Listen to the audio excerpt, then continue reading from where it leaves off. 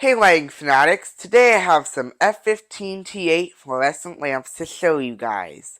These are my GE F15T8 SPX50 fluorescent lamps. Yes, these are indeed Tri-Phosphor F15T8 fluorescent lamps. Now typically these shorter preheat type fluorescent lamps use the halophosphate phosphors, which are just a really old type of phosphor that have a very low CRI and just an overall poor light quality to them. But here are some tri-phosphor versions of the F15T8 fluorescent lamps, which have a much higher light quality and CRI. And additionally, these are 5000K, which is really interesting to see. 5000K is a pretty uncommon color for fluorescent lamps, let alone these smaller preheat type lamps like this.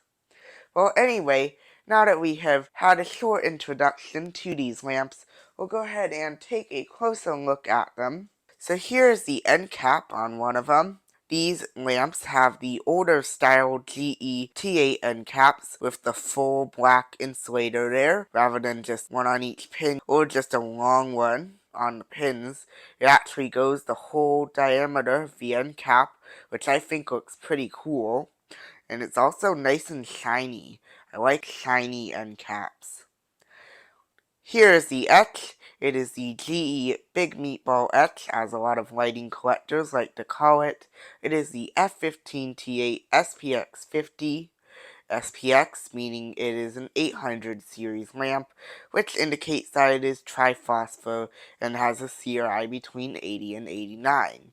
And of course 50 indicating that it is 5000K or Kelvin, and that is like a daylight color, but it's not quite as bright blue as the 6500K, right? It's not quite as warm as the 4100K. It's a nice color right in between. It's a really nice color, and you'll see that when we turn this on. Of course, it's 15 watts and made in the USA as well. That's nice. A lot higher quality than the Indonesian ones that were made for quite a while. And I decoded the date code quite a while back. These lamps were made in 1996. I don't quite remember the month, but I'll have that in the description if you want to see that. You can go in the description and look. Here is a quick look at the etch on the other bulb here. It's the same exact thing, but you'll notice that this one has a little bit of a printing error there. There's like a weird streak in the middle. Now, GE etches aren't known for being particularly nice looking, but this is just kind of weird to have such a big, even streak there in the middle. That's very interesting. Well, anyway, now that we have taken a look at these lamps, it is time to turn them on. I have this fixture right here, oops, kicking the tripod, just like what happens in every video.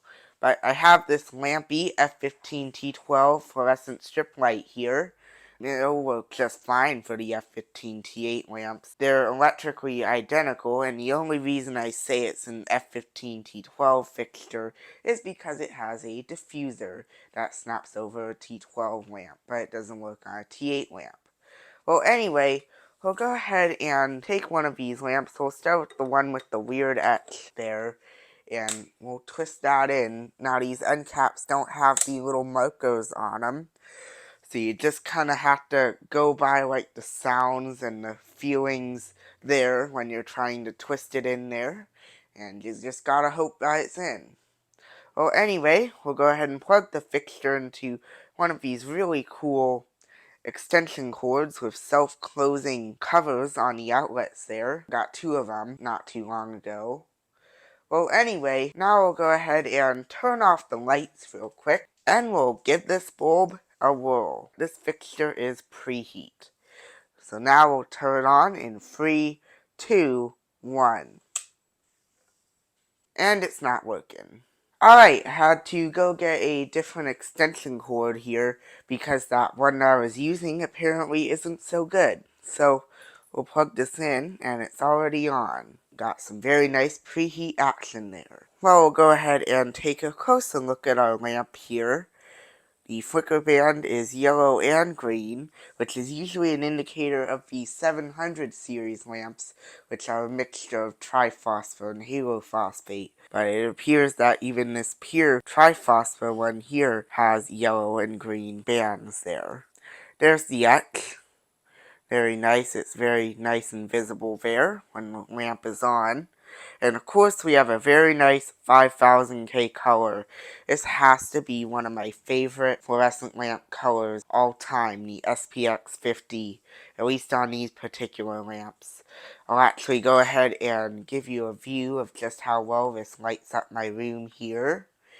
You can kind of see the color. It's not that accurate. It looks like it does, except it's a little bit green, I'd say, compared to real life, but just take away some of that greenish look and you got what this looks like. Well, anyway, we'll go ahead and give this one a few more starts here. Very nice. Ugh, it's flickering.